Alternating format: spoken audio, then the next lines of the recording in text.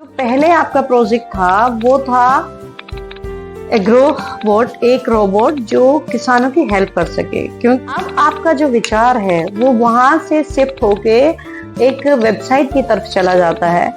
तो हमारा NVN school है, उसमें स्टूडेंट्स को प्रॉपर काउंसलिंग दी जाती है और वहाँ पर नोटिस किया कि रोबोटिक्स की फील्ड में बहुत से स्टार्टअप फिलहाल काम कर रहे हैं जो इनिशियली स्टूडेंट्स को गाइड करता है। क्योंकि बात करना चाहेंगे धैर्या कि आपको इस प्रोग्राम में पार्टिसिपेट करने का मौका कैसे मिला।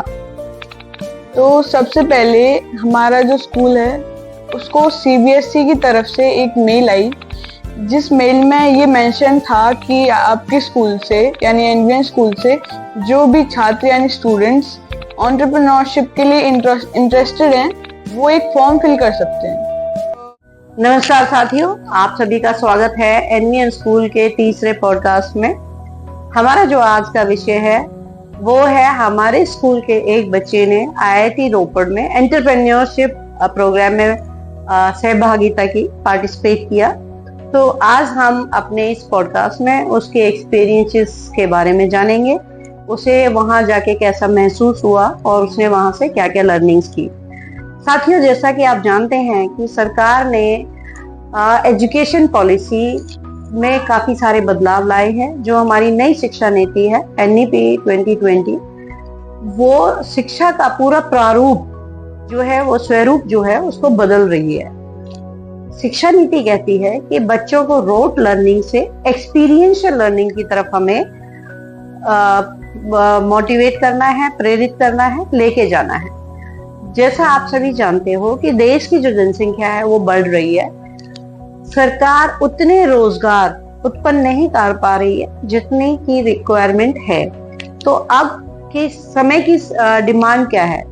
समय की डिमांड है कि हम अपने बच्चों को एंटरप्रेन्योरशिप के लिए भी प्रेरित करें, स्वयं रोजगार की तरफ भी बच्चों को लेके जाएं। अब वो कैसे संभव होगा?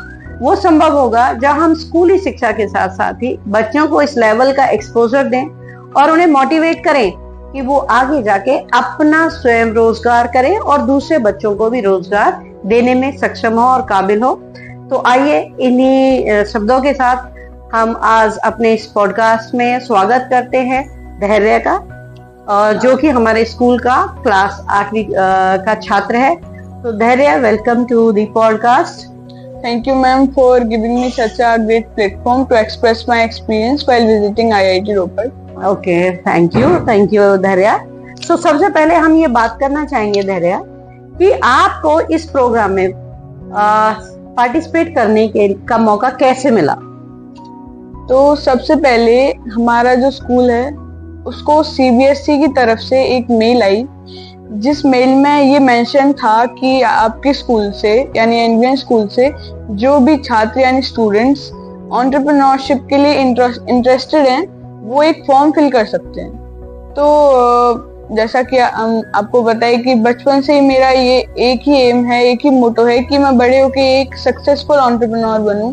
तो मैंने इस फील्ड में अपनी क्यूरियोसिटी जगाते हुए मैंने इसमें पार्टिसिपेट करने का ट्राई किया और सक्सेसफुली मैं क्वालिफाई भी हो गया।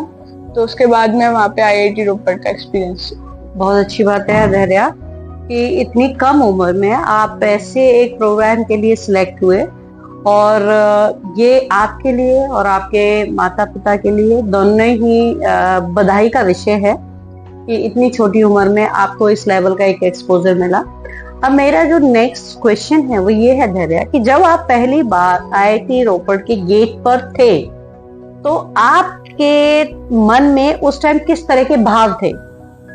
तो सबसे पहले जब मैंने आईआईटी रोपड़ में एक्चुअल में एंटर किया, अंदर गेट से अंदर गया, तो सबसे पहले मैं देख के इतना हैरान हो गया यार, इतना बड़ा कैंपस, मतलब इतनी सारी चीजें थी, इतनी ज्यादा टेक्नोलॉजीज थी, इतने सारे अंदर ही अंदर, मतलब इतने लेक्चर हॉल्स थे जो बहुत ज्यादा अमेजिंग थे। तब मुझे समझ आया क्यों आईआईटीज को बेस्ट इंस्टीट्यूट कहा जाता है पूरे वर्ल्ड का एक्चुअल में। तो वहीं से मेरी एक क्यूरियोसिटी भी डेवलप हुई कि हाँ, अब तो आईआईटी में जाना है। Very good. इस प्रोग्राम में जाने से आपको कहीं ना कहीं ये महसूस हुआ कि आपको भी आईआईटी में प्रवेश लेना चाहिए। तो क्या इस प्रोग्राम में जाने से पहले आपने कभी ये सपना देखा था कि आप आईआईटीज में जाना चाहते हैं? इस प्रोग्राम से पहले मेरा कुछ ऐसा खास विजन नहीं था कि हाँ यार आईआईटी में जाना है, क्योंकि ना ही मुझे इतनी डीप नॉलेज थी इसके बारे में, ना ही मुझे प्रोग्राम्स के बारे में पता था। लेकिन जैसे मैंने ये प्रोग्राम अटेंड किया, मुझे पता लगा कि हाँ यार क्यों इतने अच्छे होते हैं आईआईटीज। उसके बाद कहीं ना कहीं मन में जरूर एक्साइटमेंट है कि हाँ यार अब आईआईटी में जाना है। Very good. मैं ऐसा मानती हूँ धैर्या कि हम बच्चों को कहते हैं या माँ बाप बच्चों को कहते हैं कि आप आईआईटीज के लिए तैयारी करें, तो एक बच्चा जब हमारे कहने से तैयारी करेगा तो वो अपनी पूरी मेहनत हो सकता है दे और ना भी दे। पर जो सेल्फ मोटिवेटेड बच्चा है और जिस बच्चे ने खुद से आईआईटीज का कैंपस देखा है या खुद से वहां रहा है, आप वहां शायद 3 दिन रहे। Yes ma'am. तो जो बच्चा वहां रहा है उसके मन में जब अंदर से वहां एडमिशन लेने की इच्छा जागृत होगी, तो मुझे ऐसा लगता है कि वो बच्चा डेफिनेटली आईआईटी में प्रवेश पा सकेगा। जरूर। Very good. तो नेक्स्ट हमारा जो क्वेश्चन है धैर्या, वो ये है कि ये जो प्रोग्राम था इसके बीच में जब आप 3 दिन वहां रहे तो किस किस तरह के सत्र चले या सेशंस थे? कोई प्रैक्टिकल भी था या सिर्फ सेमिनार्स थे, क्या था? देखो, फर्स्ट ऑफ ऑल जब हम जैसे ही सुबह सुबह उठते थे उसके बाद हमें मेस ले जाया जाता था, जहाँ पर मेनली हमारा जो ब्रेकफास्ट है वो प्रोवाइड किया जाता था। उसके बाद हमें लेक्चर हॉल ले जाया जाता था, वहाँ पे हमें सारी चीजें प्रैक्टिकलाइज करके बताई जाती थी, क्योंकि आईआईटी जाने से पहले हमारा एक 10 दिन का कोर्स हुआ था जिसमें पर डे 1 घंटे की क्लासेस थी। उसमें हमें एंटरप्रेन्योरशिप के बेसिक्स सिखाए गए थे और उन बेसिक्स में से जो मेन टॉपिक्स थे वो वहां पर प्रैक्टिकलाइज करके दिखाए गए। और उनमें से जो मेन टॉपिक ये था कि जो लास्ट डे होगा उस लास्ट डे को हमारी एक पिचिंग वीडियो रिकॉर्ड की जाएगी अपने आइडिया पे।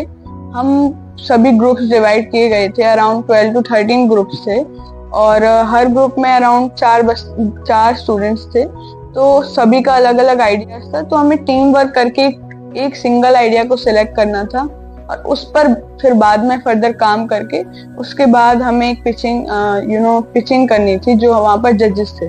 तो ये सारा मेनली प्रोग्राम था। और जैसे ही हम लेक्चर हॉल से आते हम अपना प्रोजेक्ट करते अपने रूम्स में, उसके बाद फिर डिनर का टाइम होता, हमें वापस मैस जाना होता, हमें मैस ले जाया जाता। फिर डिनर के बाद रात को जो भी प्रोग्राम या फिर जो भी चीजें हम करते हैं या फिर जस्ट एक्सप्लोरिंग द कैंपस, इन सब चीजों के बाद डे एंड हो जाता। तो यही सारा जो कैरिकुलम वहाँ पर मेनली था। ओके। तो वहाँ पे किस एज ग्रुप के बच्चे थे धैर्या? वहाँ पर मेनली जो क्लासेस थी, फर्स्ट ऑफ ऑल वो क्लासेस थी 8th to 12th और जो एज ग्रुप था स्टूडेंट्स का वो था एज 13 to अराउंड 18। ओके। तो आपकी एज क्या है धैर्या? मेरी एज 13 है। आप, मुझे ऐसा लगता है कि आप उस ग्रुप में सबसे छोटे बच्चे रहे होंगे। यस मैम, मैं वहाँ पे one of the smallest student था। तो आपका वहाँ का ये सबसे छोटे होने के बावजूद भी कैसा एक्सपीरियंस था? आपको थोड़ी घबराहट थी, थोड़ी हिचकिचाहट थी या क्या था? या उन बच्चों ने, उन टीचर्स ने, वहाँ के प्रोफेसर्स ने आपको किस तरह का ट्रीटमेंट दिया? आपको कैसा फील हुआ अपने से बड़ों के बीच में फर्स्ट टाइम इस लेवल के एक्सपोजर में जाने पर? आपको कैसा फील हुआ? फर्स्ट ऑफ ऑल वहाँ पर जैसा कि मैं सबसे छोटा था, वहाँ पे मेरे से सीनियर बच्चे थे काफी, और मैं ये भी देख रहा था कि हाँ यार काफी अच्छा बोल रहे हैं बच्चे। लेकिन मैंने कहीं ना कहीं ये भी नोटिस किया और मैं उसको प्राउड भी हूँ कि हाँ यार मैं भी कहीं ना कहीं स्टैंड तो करता हूँ उनके बीच में, मैं भी इतना अच्छा बोल पाता हूँ। मेरे अंदर कॉन्फिडेंस काफी था उस टाइम पे, अभी भी है, और मैं वहाँ पर काफी अच्छा भी बोल पा रहा था जो भी एक्टिविटीज प्रोवाइड की जा रही थी। और अगर हम बात करते हैं वहाँ के प्रोफेसर्स और एक्सपर्ट्स की, तो वो बहुत ही सिंसियर थे। वो हर चीज को बहुत ही अच्छी तरह समझा रहे थे बच्चों को, जो भी डाउट्स थे उन्हें क्लियर करते जा रहे थे और एक फन वे में स्टूडेंट्स को सिखा रहे थे। Very good. तो वहाँ का माहौल ओवरऑल बहुत अच्छा था जिसने आपको प्रेरित किया और जिसकी वजह से कहीं ना कहीं आपके मन में ये ख्याल आया कि आप बड़े होके आफ्टर 12th IIT में प्रवेश लेना चाहेंगे, तो हमारी बेस्ट विशेस भी हैं धैर्य आपके साथ कि हम ये चाहेंगे कि आप इस इंस्टीट्यूट में एडमिशन लें। अब हम बात करते हैं धैर्य कि जब आप वहाँ थे तो क्या आपका किसी संस्था के साथ जो आप लोगों के एंटरप्रेन्योरशिप के पिचिंग आइडिया जो आप कह रहे थे कि पिच किए गए, तो क्या किसी इस तरह की फंडिंग का भी कोई प्रोविजन था वहां पे कि कोई संस्था उस आपके प्रोजेक्ट को फंड करे? तो क्या इस तरह के लोगों से मिलने का मौका मिला आपको? हाँ, मुझे इन तरीके के लोगों से मिलने का भी मौका मिला, स्टार्टअप से मिलने का मौका मिला, क्योंकि IIT रोपड़ के अंदर इंक्यूबेशन सेंटर्स थे अलग अलग जगह पर, जिसमें क्या था कि जो स्मॉल स्टार्टअप्स हैं जो अभी स्केलेबल हैं, अभी ग्रो करना चाहते हैं, पर्सनली उन्हें फंडिंग दी जाती है जिससे वो अपना रेवेन्यू मॉडल और फर्दर बी प्लान कैनवस पे काम कर सकें। और वहाँ पर कई सारे स्टार्टअप्स थे, लाइक कुछ स्टार्टअप्स थे रोबोटिक्स पे बेस्ड थे, कुछ मशीन लर्निंग, और कई सारी स्टार्टअप्स थे। वहाँ से उन स्टार्टअप्स को देखकर मुझे बहुत ज्यादा प्रेरणा मिली और फर्दर अपना माइंडसेट डेवलप करने की भी एक चाह उठी। इस प्रोग्राम में पार्टिसिपेट करने से पहले आपने कोई मन बना रखा था कि आप किस तरह के स्टार्टअप में जाने चाहते हैं, और वहां के एक्सपोजर के बाद क्या आपके मन में उस स्टार्टअप को ही कंटिन्यू करने की भावना हुई, या आपको लगा कि इसको छोड़ के मैं कुछ और करूं?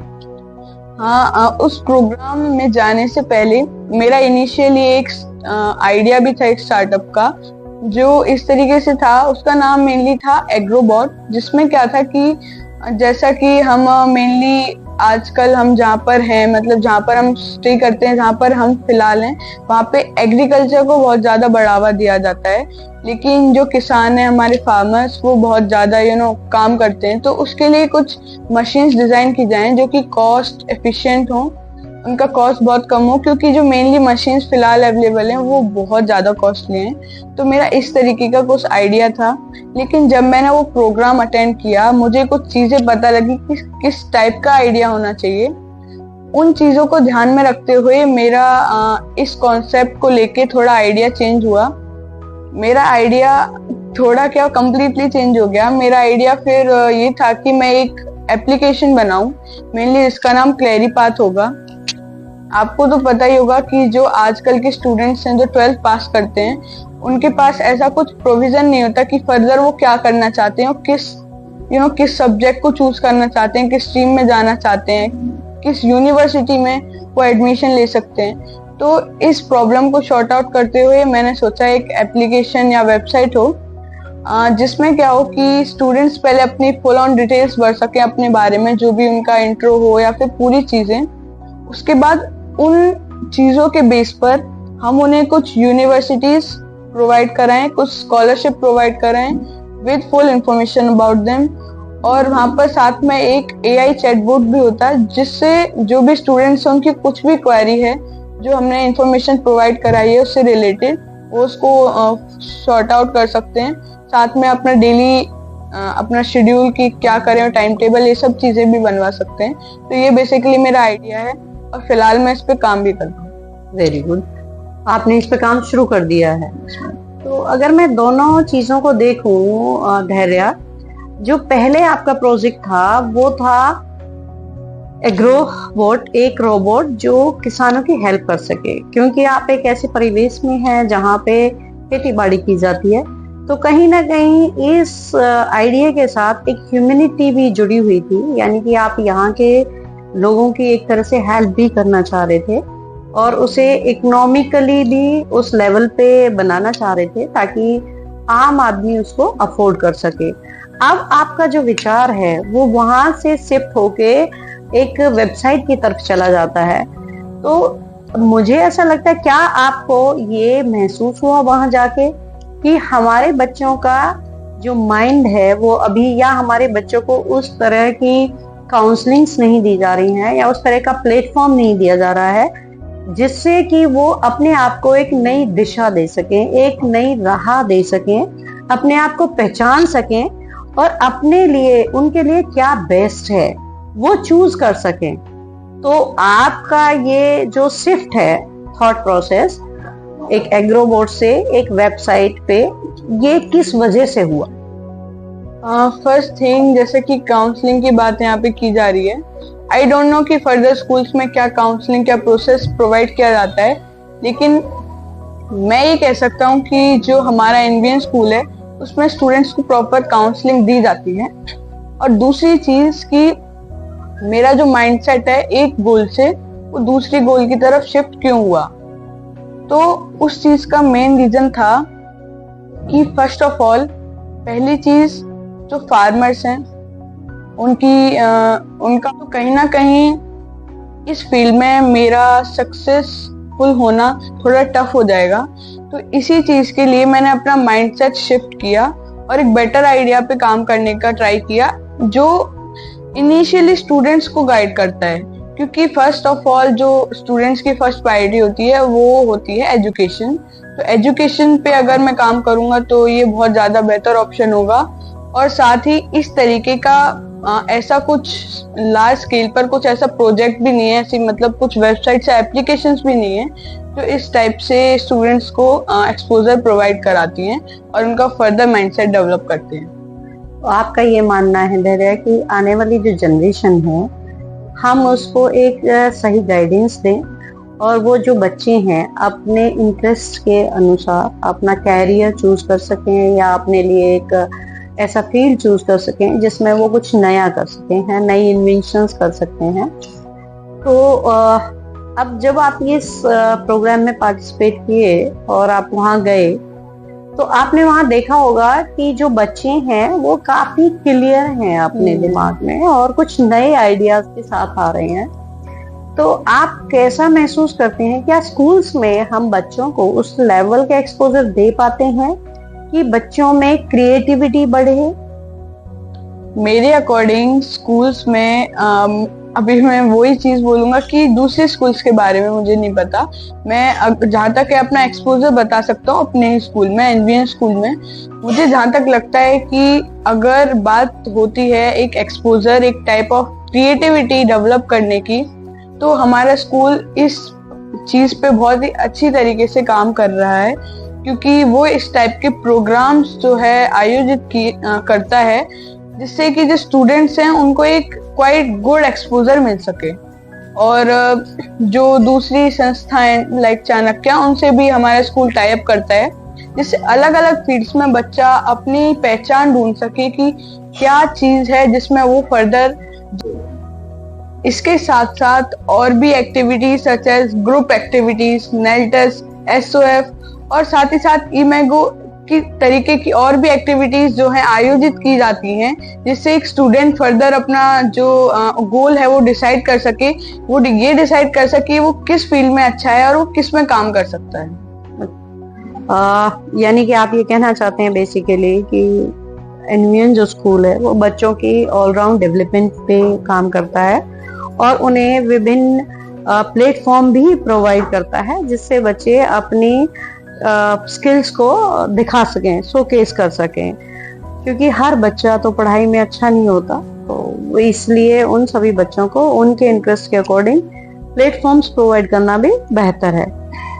वेरी गुड धैर्य। अब हम बात करते हैं कि जब आप वहाँ थे तो वहाँ आपने बताया कि आपके ग्रुप में 4 बच्चे थे, तो उन बच्चों का व्यवहार आपके प्रति कैसा था? वहाँ के प्रोफेसर्स का व्यवहार आपके साथ कैसा था? आपने वहाँ कैसा फील किया? कंफर्टेबल जोन कैसा था आपका? वहाँ कंफर्ट कैसा था आपका? तो उसके बारे में भी थोड़ा सा आप हमें बताएं। तो वहाँ के जो प्रोफेसर्स थे और वो एक्सपर्ट्स थे काफी अपनी फील्ड्स में, और जिस फील्ड के बारे में वो हमें लेक्चर हॉल्स और इन सब चीजों में पढ़ाते थे वो काफी अच्छा था। और मेरी सारी प्रॉब्लम्स वहीं से दूर हो जाती थी, मतलब जो भी डाउट्स हैं मेरे मन में, मेरे बिजनेस से रिलेटेड, मेरे आइडियाज से रिलेटेड, वो उन आइडियाज को फर्दर टाइम देते थे कि जिससे मैं उन चीजों के बारे में और ज्यादा जान सकूं। और साथ ही साथ क्या था कि जो स्टूडेंट्स मेरे साथ थे, जो मेरे ग्रुप में स्टूडेंट्स थे मेरे बैच में, उनका जो व्यवहार था वो काफी अच्छा था मेरे प्रति, क्योंकि जो मेरा बिजनेस आइडिया था वो कहीं ना कहीं बता रहे थे कि हाँ ये बिजनेस आइडिया भी ठीक हो सकता है, साथ में इसके ड्रॉबैक्स क्या हैं। तो उन चीजों को देखते हुए मैंने भी समझा हाँ कि जो दूसरे आइडियाज हैं वो इससे बेहतर हैं और हमें उन पर काम करना चाहिए। तो जो ओवरऑल मेरा कंफर्ट जोन था वो काफी बेहतर था। यानी कि वहाँ के सारी फैकल्टीज और वहाँ के जो बच्चे थे वो काफी कोऑपरेटिव थे। तो यही चीजें हैं जो हमारी लर्निंग्स हैं कि हमें किस तरह से कोलैबोरेटिव लर्निंग और पीयर लर्निंग के द्वारा हम आगे बढ़े। तो धैर्य, अब हम बात करते हैं अभिभावकों की। आप अपने स्कूल के बच्चों के अभिभावकों से क्या अनुरोध करना चाहेंगे कि उन्हें किस तरह की सोच रखनी चाहिए और उन्हें अपने बच्चों को किस तरह से प्रोत्साहित करना चाहिए इस तरह के एक्सपोजर्स को लेने के लिए? फर्स्ट ऑफ ऑल मैं कहना चाहूँगा जो भी पेरेंट्स हैं, जो भी अभिभावक हैं, हमारे जो स्टूडेंट्स हैं उनको कभी भी ये सोच नहीं रखनी चाहिए, ना ही बच्चों का इस मामले में जो माइंडसेट है वो डेवलप करना चाहिए कि केवल लिखने से काम चल जाएगा, केवल पढ़ने से काम चल जाएगा, बाकी चीज़ों की ज़रूरत नहीं है। क्योंकि कहीं ना कहीं जो पेरेंट्स हैं वो हमेशा अपने बच्चों को यही बताते आ रहे हैं कि यूपीएससी कर लो, आईएएस बन जाओ, ये कर लो, वो कर लो। कभी एक तो उन्हें खुद सोचने नहीं देते कि बच्चा क्या करना चाहता है, उसका माइंडसेट क्या है। हमेशा वो चाहते हैं कि जॉब ले बच्चा, लेकिन मेरा माइंडसेट कहीं ना कहीं ये है कि हमें जॉब सीकर ना बनकर जॉब क्रिएटर बनना चाहिए, जिससे अनएम्प्लॉयमेंट भी कम हो। और इसी मामले में मैं कहना चाहूंगा कि पेरेंट्स को हमेशा बच्चों को ये प्रोत्साहित करना चाहिए कि अपना माइंडसेट जहां तुम करना चाहते हो तुम करो, और जो भी चीजें, यानी अगर तुम्हें जॉब लेनी है या फिर जॉब देनी है, जो तुम्हें करना है तुम करो, और जिस फील्ड में तुम जाना चाहते हो आगे बढ़ो। यानी कि आप ये कहना चाहते हैं धैर्य कि माँ बाप को चाहिए कि वो अपने बच्चों पे ट्रस्ट करे और उनकी कैपेबिलिटीज के अकॉर्डिंग उन्हें आगे बढ़ने का मौका भी दे। खाली मार्क्स बेस्ड एजुकेशन को इम्पोर्टेंस ना दे, वरीयता ना दे। जरूरी नहीं है कि जो बच्चा अच्छे मार्क्स लेके आ रहा है वो कैरियर में बहुत अच्छा करेगा या जीवन में बहुत खुश रहेगा। तो माँ बाप को जरूरी के लिए ये जरूरी है कि वो अपने बच्चे का इंटरेस्ट जाने, अपने बच्चे की स्किल्स को जाने और उन्हें सहयोग करें। अपने जो फैसले हैं वो उन पे ना थोपें, उनके फैसले में भी सपोर्ट करें। तो धैर्य, अब नेक्स्ट मैं आपसे ये पूछना चाहूंगी कि आप क्या कहना चाहेंगे कि आपके जो पेरेंट्स हैं वो उनका व्यवहार आपके प्रति कैसा है, या आप क्या समझते हैं कि आपके पेरेंट्स आपको सपोर्ट करते हैं? फर्स्ट ऑफ ऑल इसमें मैं कहना चाहूंगा कि एक बच्चे की डेवलपमेंट में उसके टीचर्स जो उसके गुरु हैं, उसके पेरेंट्स वो भी उनके ही गुरु हैं, और इन दोनों का जो कॉम्बो, और साथ में अगर बच्चे का खुद का मन है अपनी डेवलपमेंट के प्रति, तो उस बच्चे को कोई नहीं रोक सकता। जहाँ तक मेरा मानना है कि जो मेरे पेरेंट्स हैं, जो मेरे टीचर्स हैं, वो मुझे मेरे बिजनेस या फिर जो भी मेरा गोल है उसकी तरफ बहुत ज़्यादा मेरे को प्रोवाइड कराते हैं अपॉर्चुनिटीज़। और कहीं ना कहीं जो मेरे पेरेंट्स हैं उनका भी यही माइंडसेट है कि पैसा है, अब पैसा बच्चों के एजुकेशन के लिए नहीं है तो किसके लिए है। कई सारे पेरेंट्स कई सारे प्रोग्राम्स में अपने बच्चों को इसलिए नहीं जाने देते क्योंकि वो उनकी कॉस्ट थोड़ी बहुत ज़्यादा होगी, भले ही ज़्यादा है, लेकिन अब पैसा कमा भी रहे हैं तो बच्चों के एजुकेशन के लिए तो ये माइंडसेट जो है ये चेंज होना बहुत ज़रूरी है। कहीं ना कहीं मेरे पेरेंट्स और मेरे टीचर्स इन सब का माइंडसेट काफ़ी अच्छा है मेरी डेवलपमेंट के प्रति।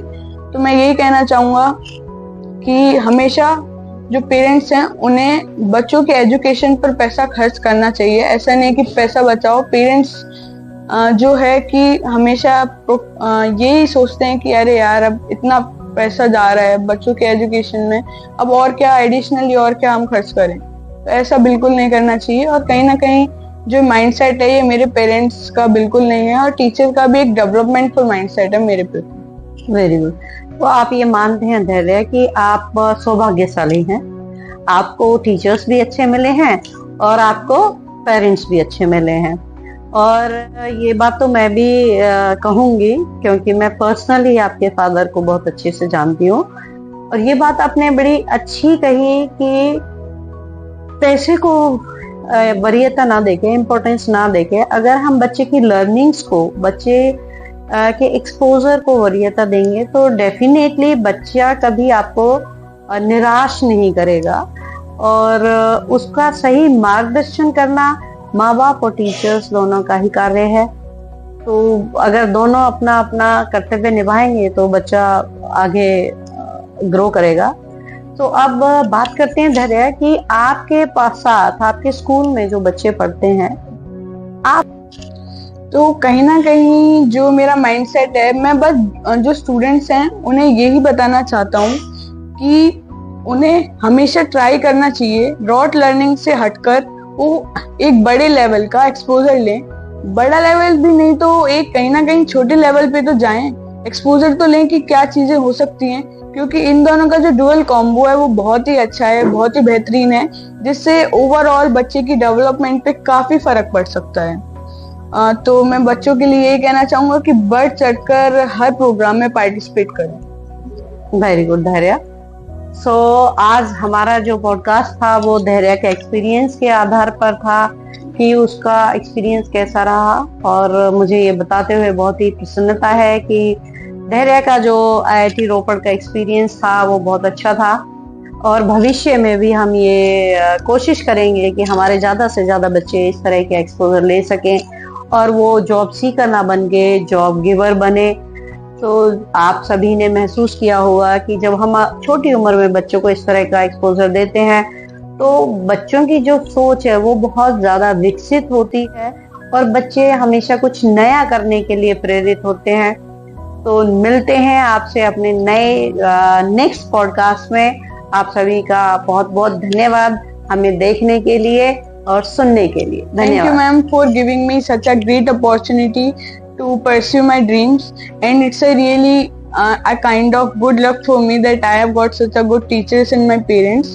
So thank you for giving me such a precious time. और हम भी धैर्य, thank you so much for sharing your views.